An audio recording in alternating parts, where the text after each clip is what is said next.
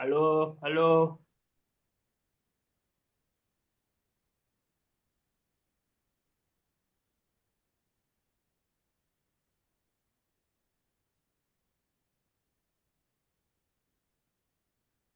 Hello, everyone. Hello, Fernasio. Yeah, Hello.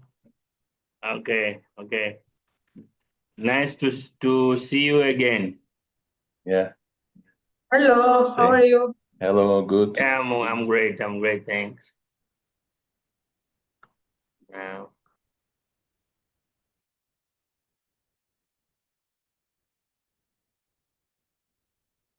Is everything all right, Martina? I think yes. Can you see my presentation shared? Yes, I see your presentation. Fine. I think yes. We are also in YouTube. I see it.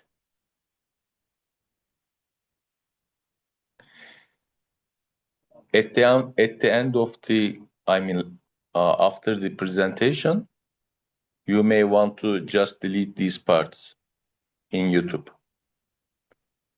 There is an edit section, so you can delete the pre-presentation part that we are talking right now, if you like.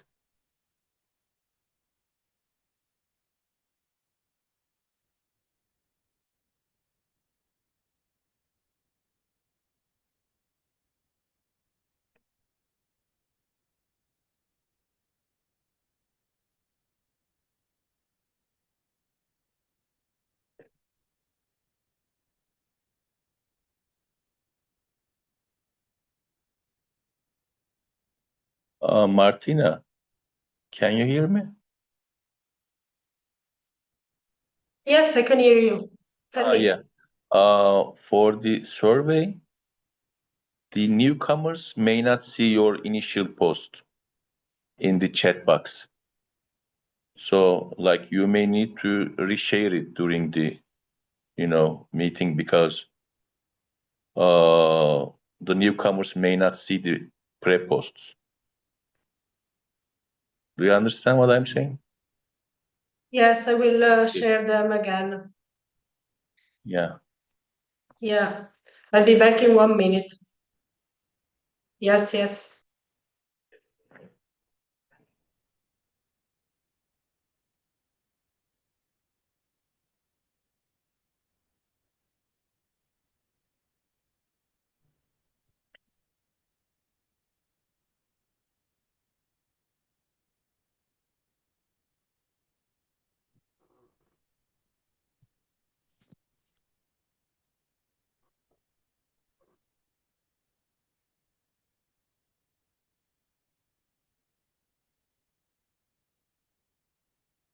Sì. Io da Mimma Dreams. Ma poi da nome e cognome, cioè non è che ti ho visto. Ma adesso deve essere sempre così troppo largo.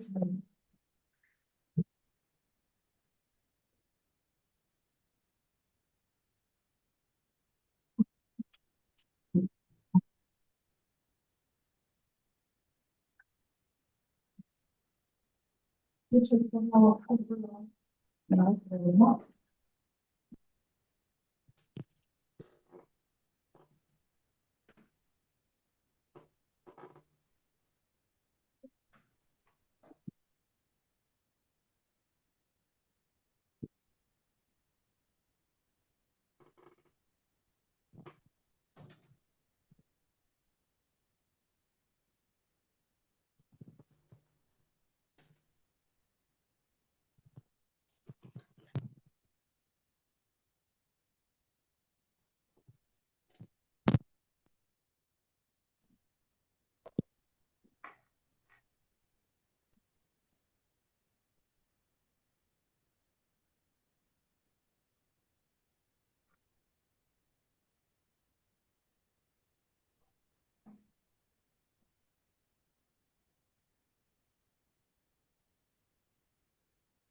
Here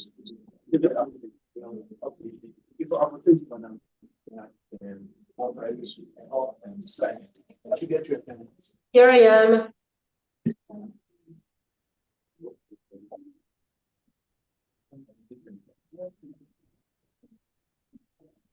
So good afternoon to everyone.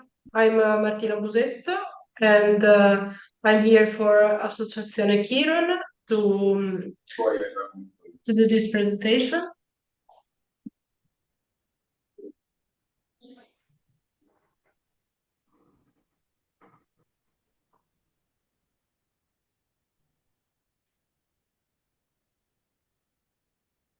Okay, so let's start. Okay, with a brief introduction about me. So I'm okay. Can you hear me properly? Yes, can hear you. Okay, Yes, we can perfect. hear you. Thank you. Okay. So basically, I'm a project manager, and I graduated in European Studies at the University of Florence in Italy. And during my master's degree, I developed a master's thesis in environmental law, especially in oil pollution in Nigeria. So, well, today we are going to explore a way of thinking about security that is very different from the traditional one. When most people hear the word security, their mind goes directly to armies, borders, wars, and geopolitical tensions. But in the world we live in today, many of the most serious risks to our safety and well-being don't come from military forces. So let's start by defining what, in your opinion, security means. So you can write, you can text in the chat what do you think security is, and I will read your answers.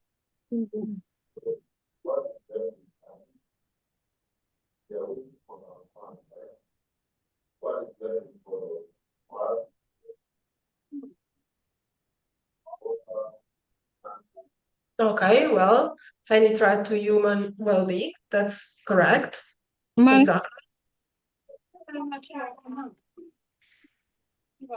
Please be interactive so as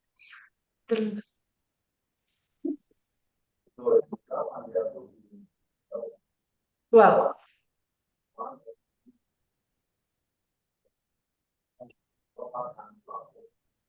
Well, anyway, as CP texted in the chat, it's correct to define it with any threat to human well-being.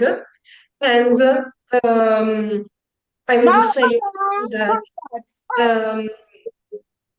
that in general, security reflects many threats in a lot of contexts, a lot of different contexts that we are going to deepen in this lesson.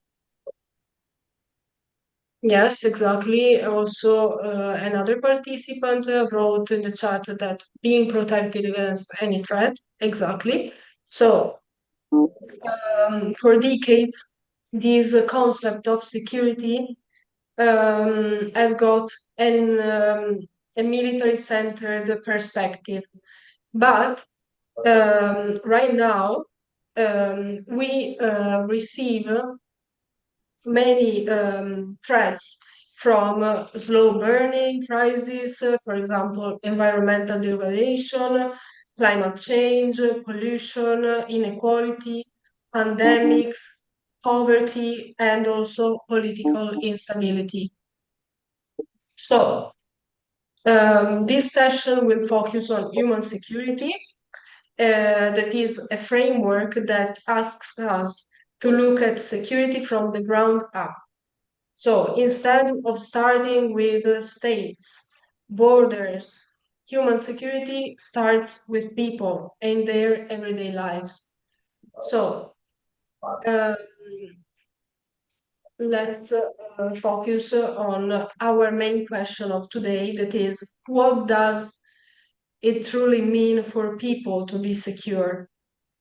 As we'll see, in the 21st century, environmental change has become one of the greatest threats to human safety, which is why environmental security will be at the heart of our discussion.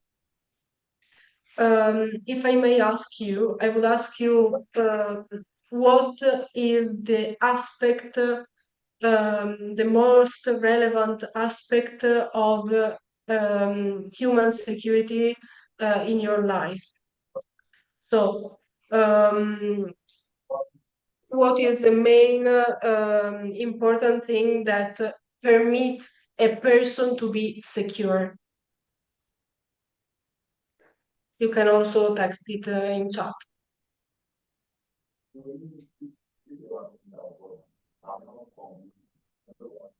I think the most important one is being a free person and free from threats to your life, your family, and having a life in your own settlement, in your own environment, without being pushed to another place. Like we see millions of refugees around the world escaping from wars and job market failures, and also from climate impacts. They may not even know if it's, they sense it in terms of labor market failures, but many things are related to climate change. For example, drought force people away from their farmlands to look for jobs. So it's a security issue. Yes, I agree with you. Very brilliant response. Yes, and of course, these are all relevant themes for our discussion of today. And also, another participant texted in the chat that living in peace and safety. I would add also living in an healthy environment, which is very relevant for our discussion of today. Being liberated, exactly. And yes, there are many aspects that permit a person to be secure in everyday life's aspect. And yeah, we'll go through all these aspects during this workshop. So thank you for participating, first of all. So we perceive most of the times that also environment is a major source of insecurity, especially in global south countries that often face many challenges to combat climate change. But first of all, let's begin by contrasting two big ideas. For example, traditional state security and human security. Traditional security is about protecting the state. It focuses on military capability, defense strategies, territorial integrity, and the balance of power between nations. In this view, threats are external, visible, and often violent. But in the early 90s, right after the end of the Cold War, scholars and policymakers began to question whether this was enough or not. Wars between states were declining, but also new types of vulnerability were emerging.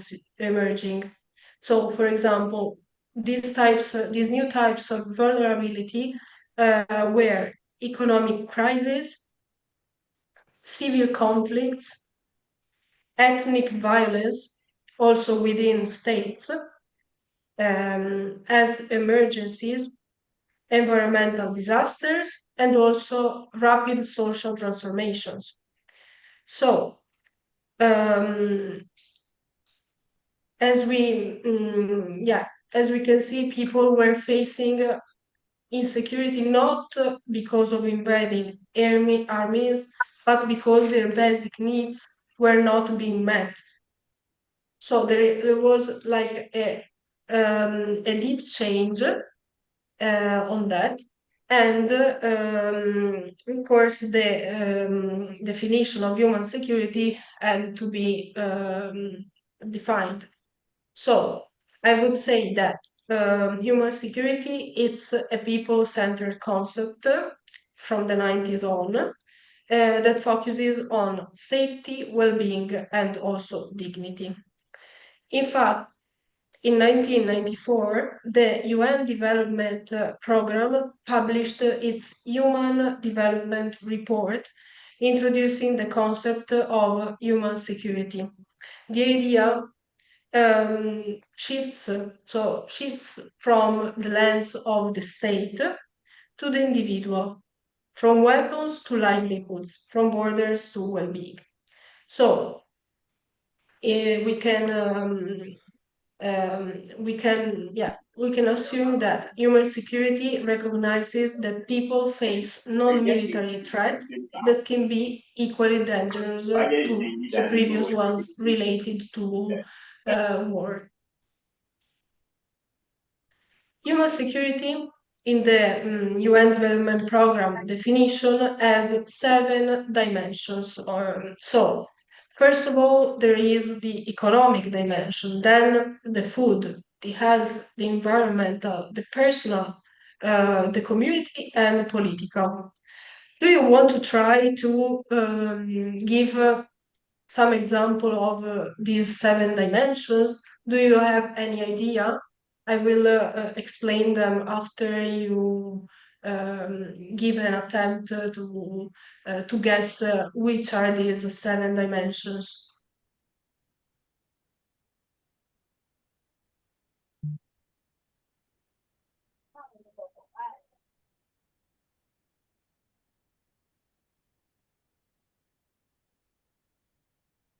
Okay, I'll try and give some examples on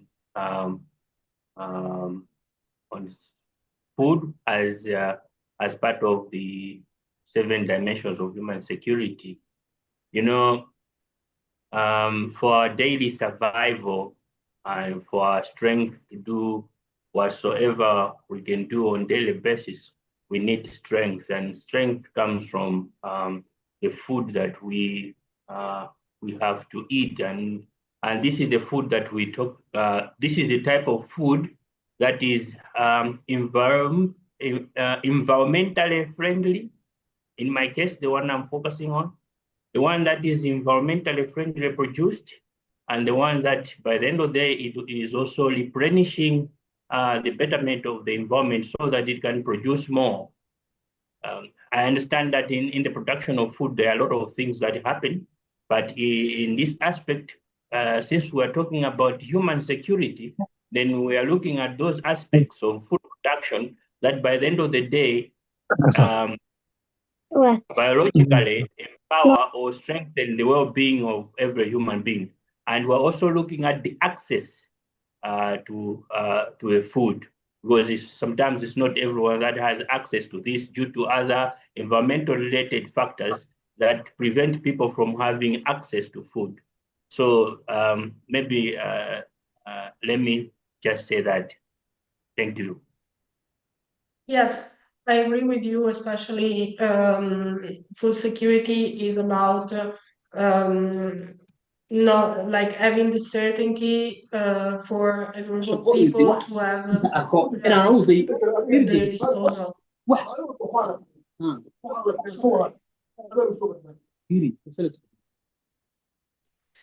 So in many cases, people don't have access to food, so this develops food insecurity, and this stays in the group of the various dimensions of human security. So, I mean, Bernardo, what you have just told, it's all correct. Then I go to Sitki, that speaks about sufficient economic security. And for example, he gives the example of people under minimum wage that don't have sufficient economic security. And it's a perfect example of economic insecurity. And also the people without health insurance, of course, if they don't have like a public health system for free, they don't have health security, of course. And We can also add climate-related meteorological disasters like heavy rains, floods. These are increasing by the effects of climate change, and people feel more threatened by wildfires and floods, especially. yes, exactly. Yeah, correct. Then I see a person that raised his hand. So CGK, you can talk. Yeah, I wanted to touch on just a little bit basis of everything. So economic, meaning like what Sitik said, basically minimum wages and having a certain, for the middle income earners, that would be a good start to feel secure. And when it comes to economic security, not in countries, like most of countries in Africa, like the minimum wage is less than $1 a day. So that's very insecure. So an increase on that would mean economic security. Food, of course, food security, availability of food to avoid things like malnutrition, food deficiency in the country, just food being available for every person, the population to match the availability of food. But recently and currently, it's almost more demand than the supply. So that brings the insecurity. And then the health, access to health insurances, as Sitik has said, for every citizen. And also availability of healthcare services itself. I would say that's also a very big part of it. Environmental, as we have already touched on, climate change, climate crisis. So just protection from all of that. And then personal, this is, I would say it comes back to the community and it comes back to households, whereby a person can feel secure to be where they are, lack of violence within the societies, avoiding conflicts even in family levels. So I would say that. And then and community, again, community is that unity and peace of living together. Most of the times going with the same goals, community development, but avoidance of violence again as a community, that would be very much secure. And then when it comes to the last one is, I can't say it well, but I saw it a bit. After, yes, absolutely. So especially in African countries and even Tanzania right now. So if it's a democracy, then what do you say, fairness with leadership and avoidance of things like what just happened in the country, riots, all of that, fights, violence again. So just being politically secure and security starts from leadership going down. So literally aligning leadership with the goals of the country and the nation, and leaders being responsible, playing a really huge role in this space. So I would wrap it like that. Thank you so much. Thank you to you. It was a very good point of view, especially because I'm from Europe, so I have only an Eurocentric vision in my own daily life. So it's very stunning to hear another country and also continent point of view.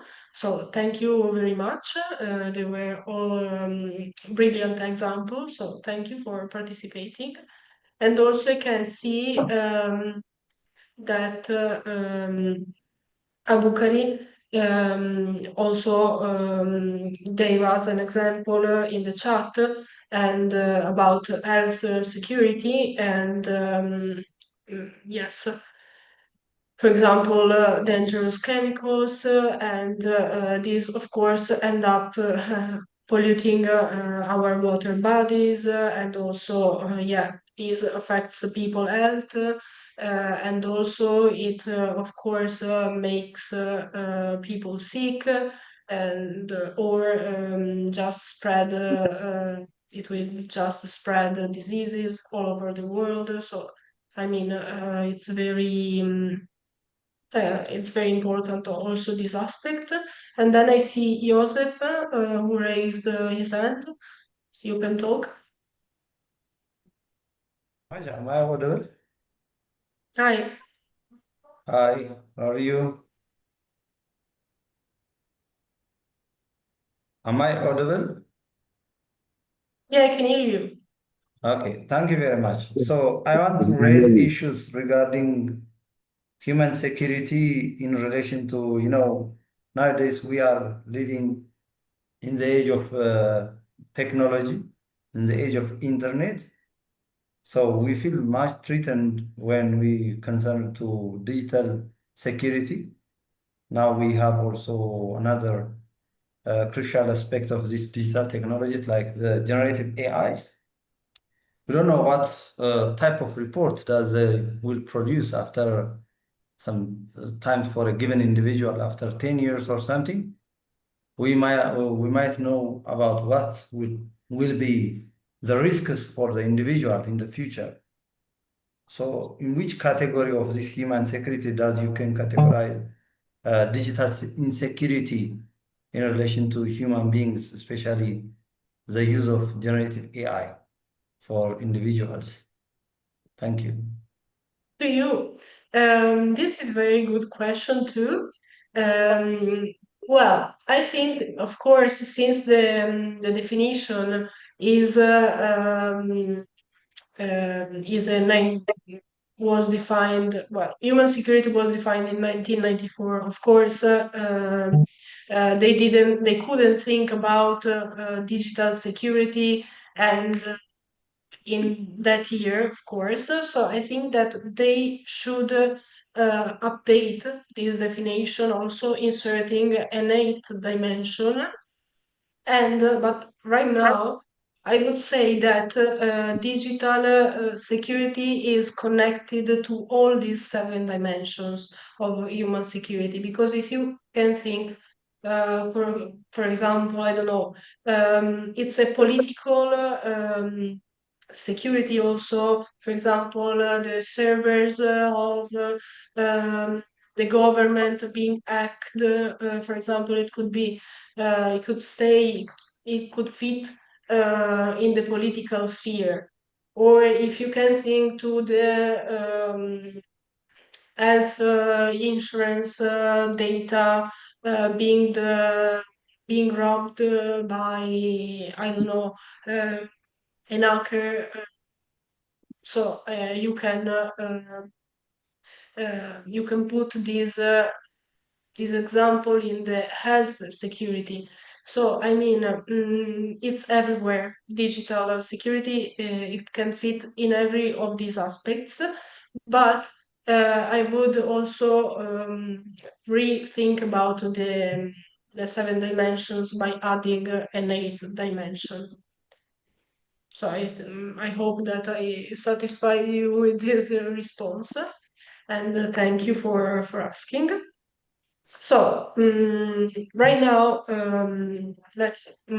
I will give some example also of these different dimensions. For example, about the economic security, we can mention that losing a job makes it harder to afford food, right? So you can't afford like going to groceries and also your healthcare if you have to have like a private health insurance, or also you can have like a house if you don't gain money from your work. So I mean, all with this example, I would underline that all these 7 dimensions, or if we want 8 with the digital one, um, are interconnected with each others. So, for example, if you think of a flood or a drought or an environmental catastrophe, for example, you can think that all the crops will fail. Of course, you can't, like if you have like I don't know, a crop of coffee or whatever else. If a flood happens, of course, um, people of that village won't have anymore any coffee plants, and so they will move to another village or even another country. So all these dimensions are connected. Of course, you can think about political security with an example of the competition over resources, because if you think about another environmental extreme event, you can also think that if there are like some crops and they are not producing anymore any fruit or any food, okay, people will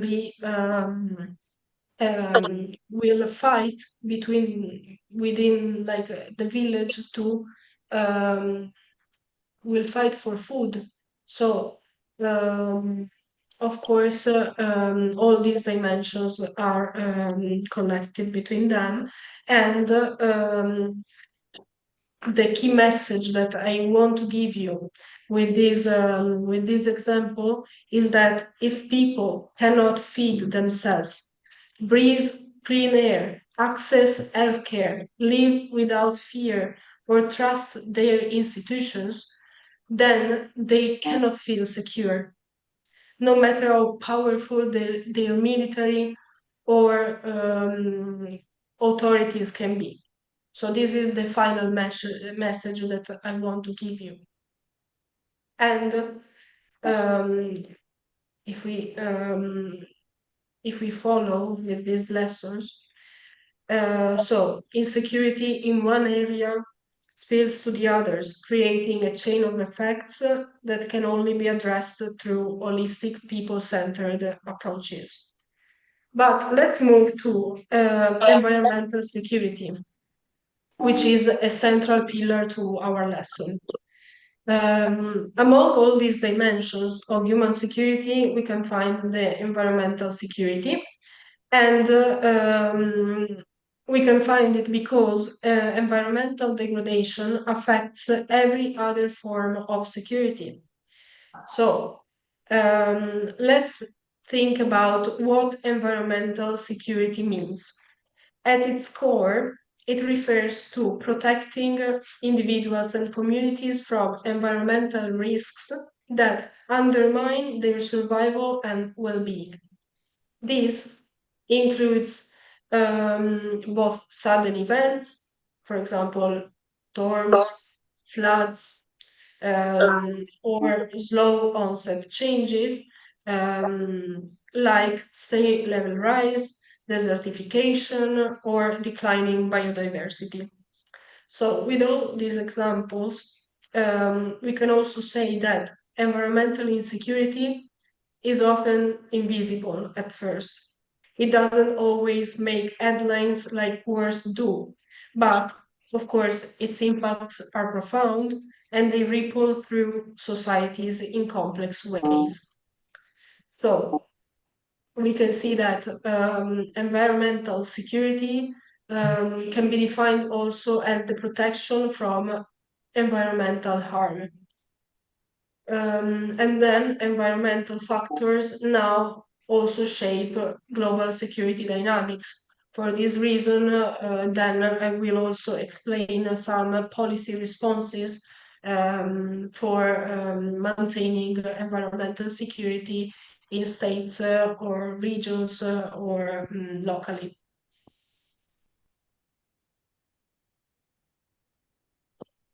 Okay, so for example, climate change is one of the most powerful disruptors of human security in general. And right now, we are experiencing more frequent and intense heat waves, some prolonged droughts, destructive storms, and also floods. And the rising sea levels threaten coastal communities.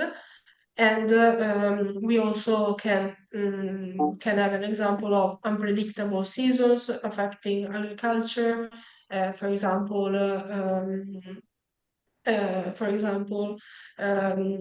fruits that are not mature in May, but they become mature in March,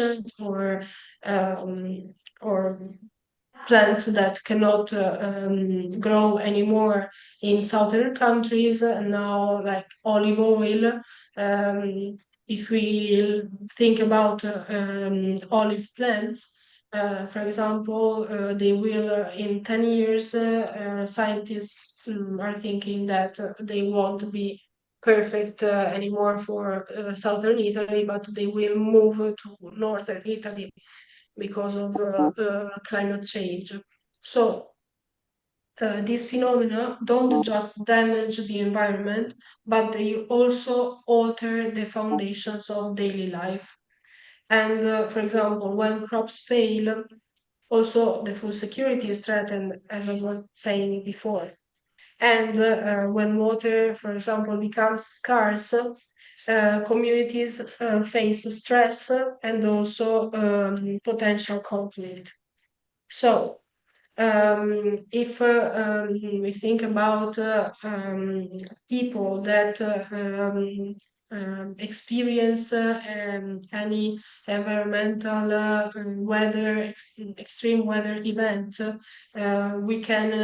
we can see that they don't have any more a house because they are all destroyed, and the families lose stability and also their identity. So it's something that affects people severely.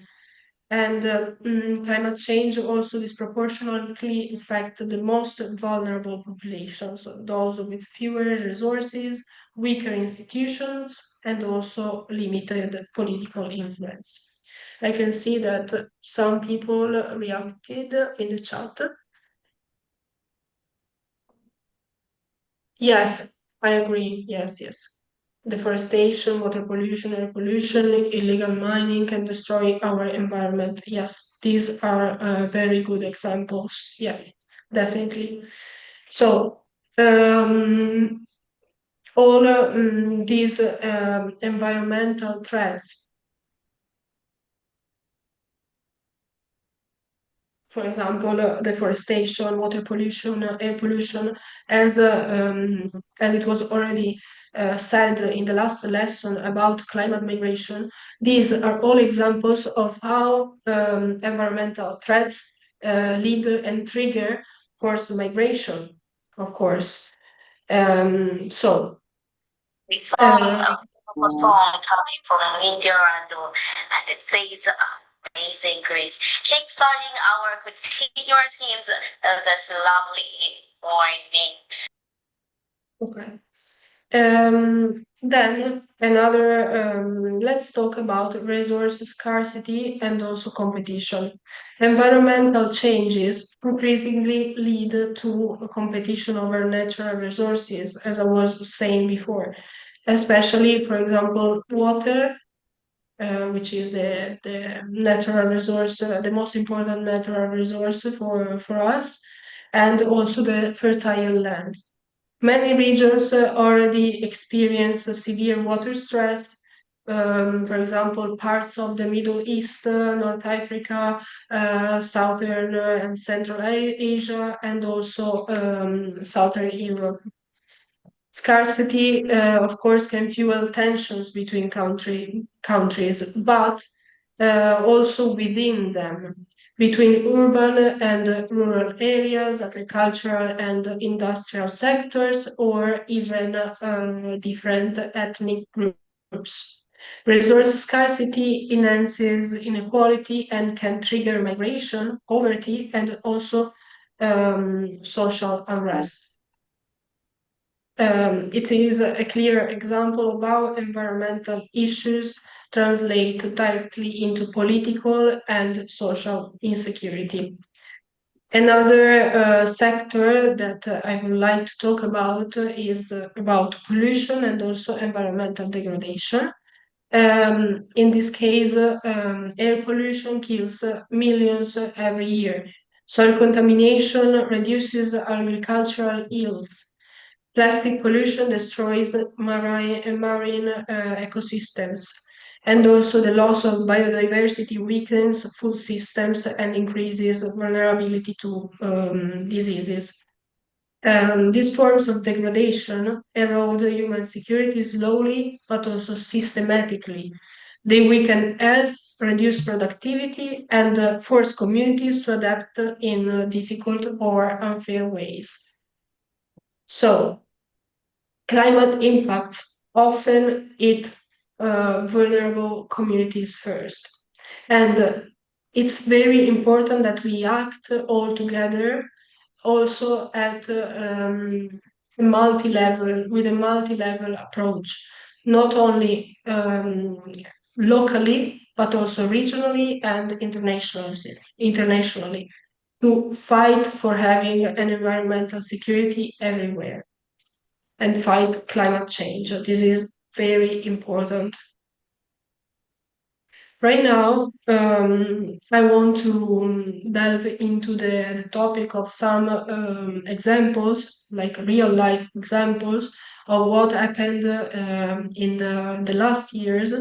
For example, I chose three main examples. Okay, one is climate migration, as it was lastly explained about by Dr. Rocha in the last lesson, because across the world millions of people are forced to leave their homes because environmental conditions make life unsustainable.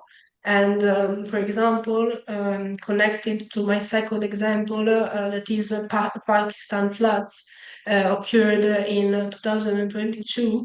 If you can think about, if you can see the image, have a look to this image.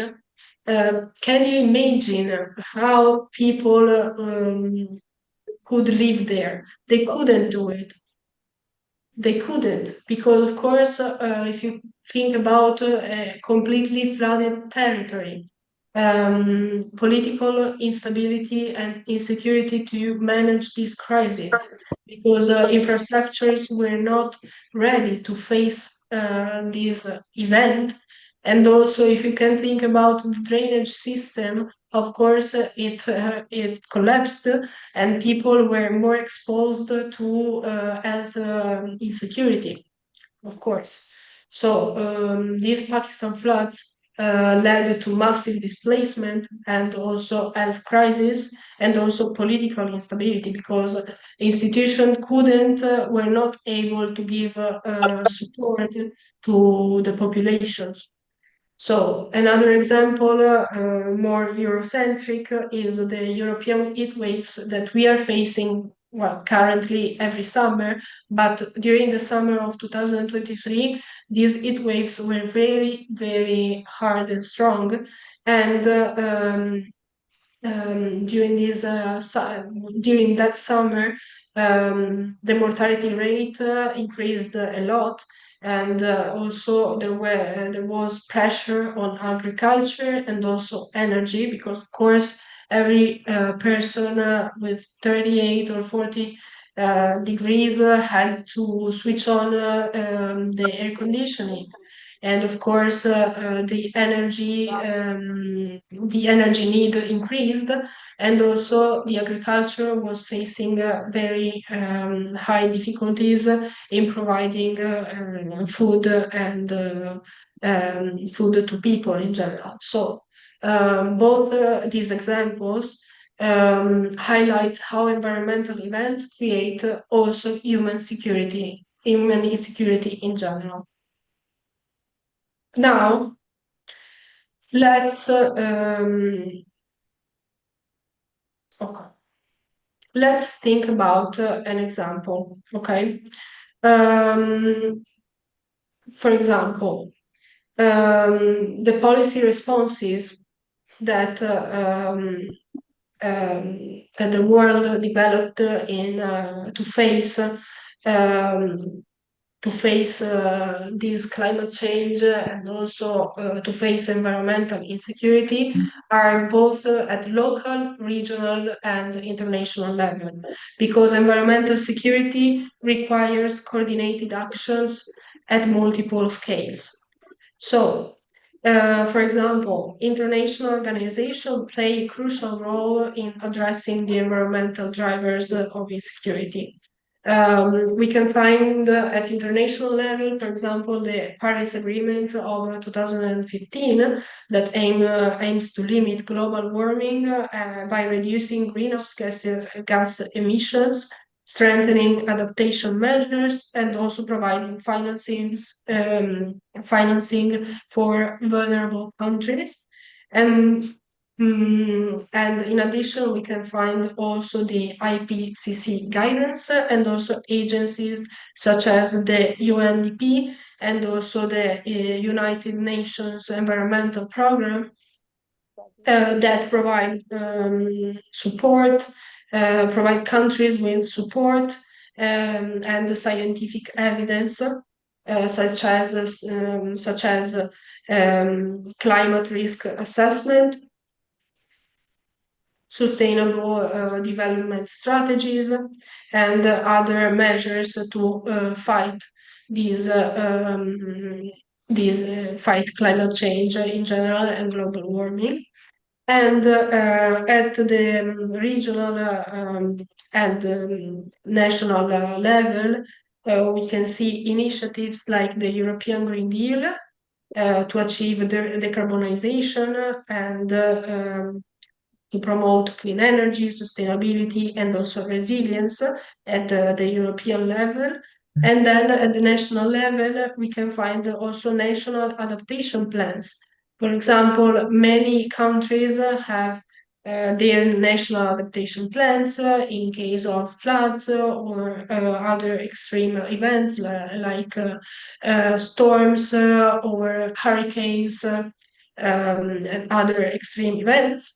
And then at the local level, we can find cities and communities that are developing adaptation strategies, such as urban resilience plans, for example, by planning to have more green roofs instead of black roofs or red ones, then public parks, or also restoring wetlands. Then you can think about early warning systems such as storm alerts, heat wave advisory systems, and also solar-powered irrigation as an example of community energy projects.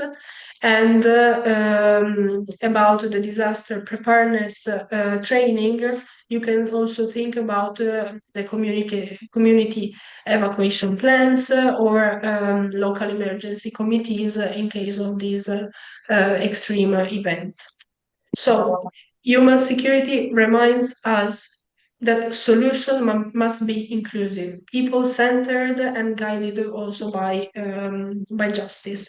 Those most affected by environmental security are often those least responsible for causing it, because we can assume that poor people or people that face disadvantages in their everyday lives are not the ones responsible of climate change.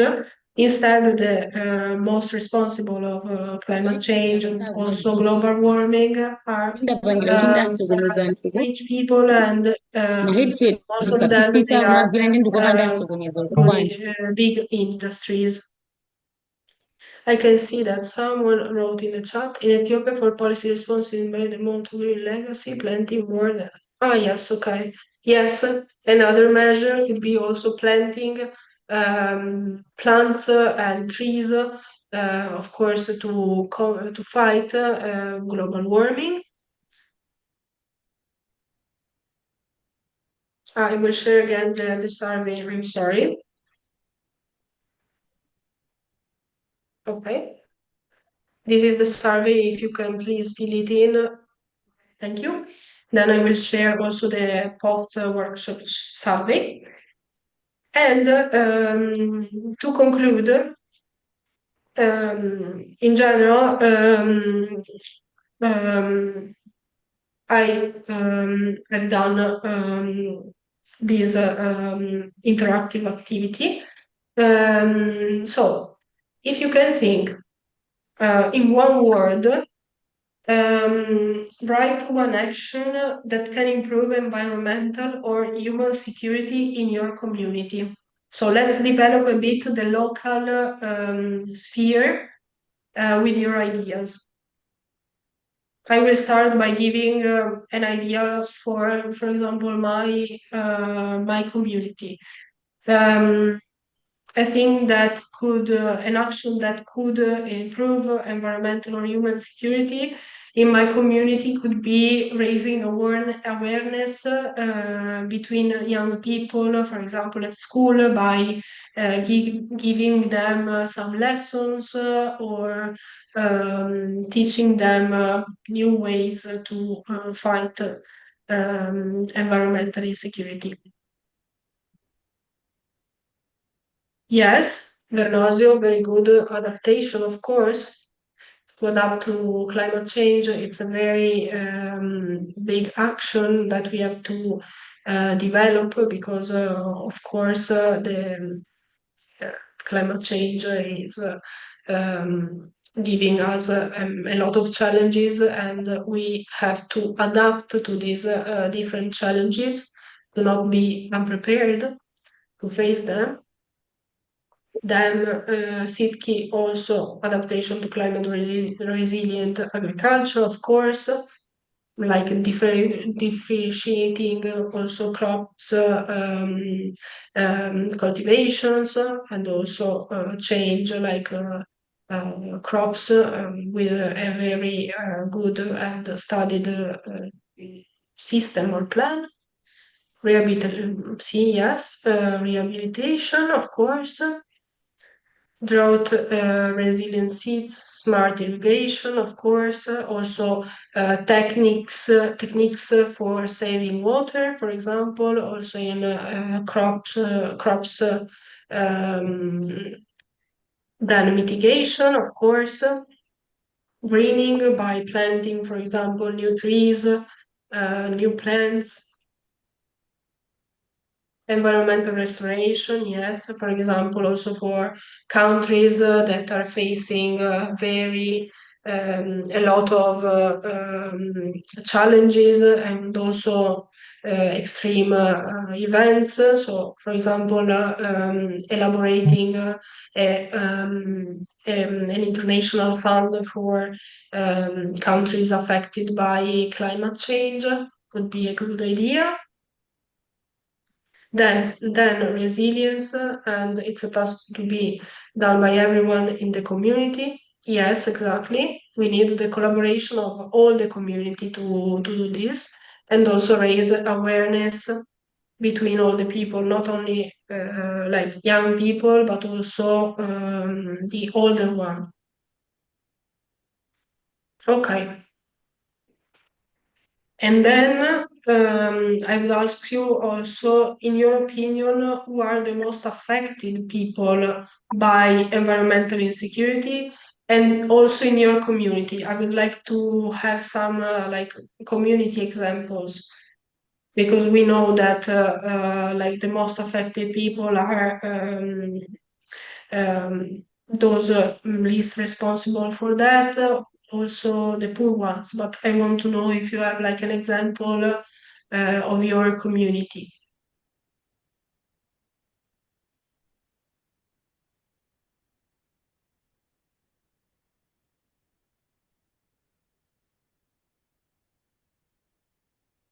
Yes, referring to the first question, yeah, planting of trees and avoid air pollution and deforestation.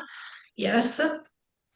For example, in my case, I developed this thesis about oil pollution from Shell in Nigeria, in the Niger Delta, and it was very, very impressive to see how, in general, people fought against these multinational companies to have their rights for a safe and healthy environment, and most of them did not succeed in having justice from these companies. So it was very sad to see that people can't have air, a safe and clean air in their area, and also they are facing deforestation and pollution in general. So it was very, very sad. Yes, also advocating for greening policies. Yeah. This is a very good example, because we should raise awareness also to our governments by asking them new policies also for preventing pollution, and also preventing climate change effects to our daily lives.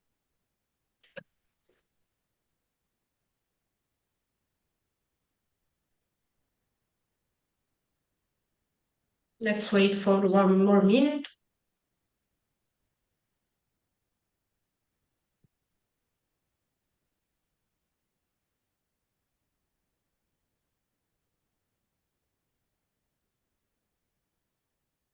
Okay, if there are no more responses, let's go to the conclusions and takeaways of this workshop. So, as we can also, most affected people are pastoralists, women, and those children. Yes, I completely agree.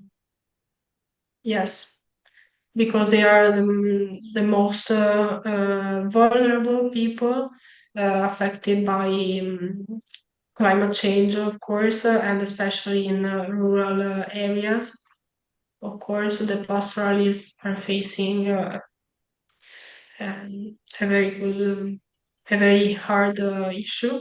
Yes, and also women and children are always vulnerable categories. So let's wait if we have more responses.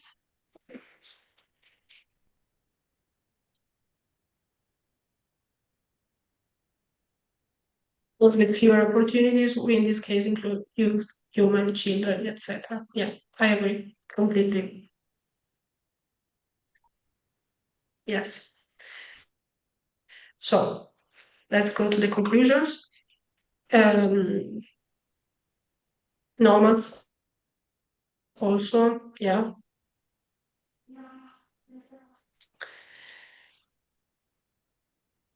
So to conclude, human security expands our understanding of what it means to feel safe and also protected. It tells us that military strength alone cannot guarantee a secure society, and real security depends on the health of our environment, the stability of our ecosystems, and the protection of the most vulnerable, as you underlined.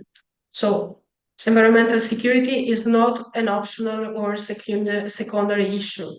It's a fundamental pillar of human well-being, and also it touches every dimension of life. To protect people, we must protect the planet. To build peace, we must rebuild resilience. And to ensure security, we must address the root causes of vulnerability, not only the symptoms. So, thank you for the attention. Now I'm open to your questions.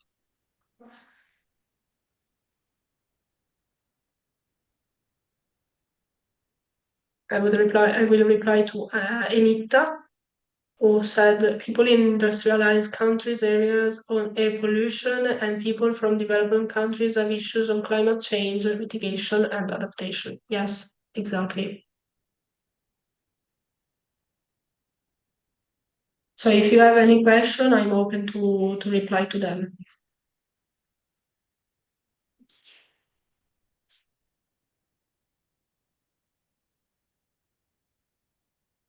Thank you to you, Sipki, for all the support. And now I will share with you also the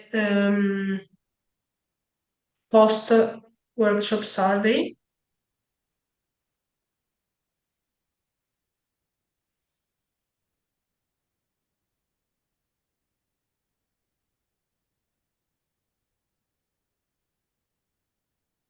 Yes, also advocating for climate justice, of course. Yes. We should fight for our rights and also make governments and also international organizations and institutions realize that climate and environmental security is the most important sphere. Without a safe and healthy environment, we can't live, and we need also other measures to fight climate change and also to have a good life.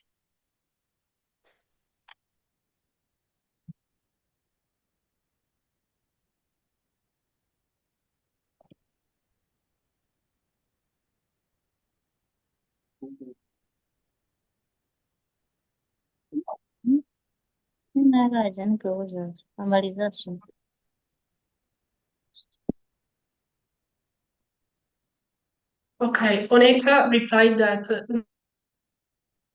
they are experiencing extreme heat in Kenya right now, as people in the northern hemisphere are battling with winter. These extremes are troubling.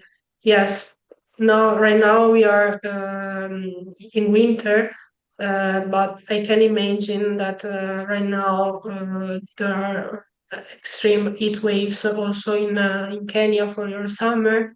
And also, of course, you don't have any way to fight against this extremes event. And I don't know if you have like some support from the state or you have like the possibility to, I don't know, work from home or avoid going out in the most extremes hour of the day. And also Bernard told that you have policies in place, but enforcement still proves low, as we do this last. Yeah.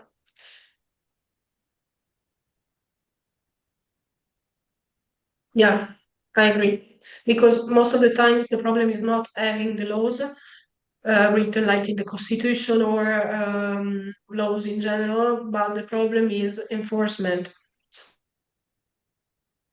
Also because government agencies may be corrupt by multinationals companies or by some stakeholders that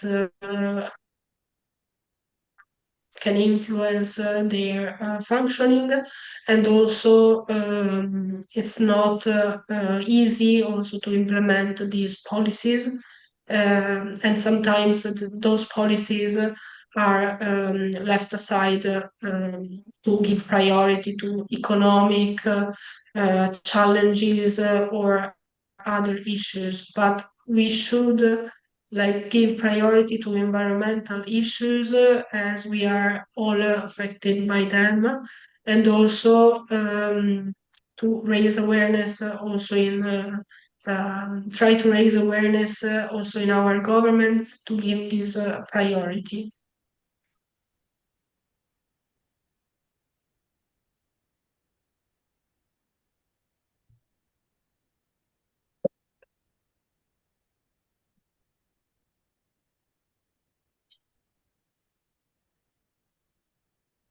Yeah, also Enika agreed with Vernasio.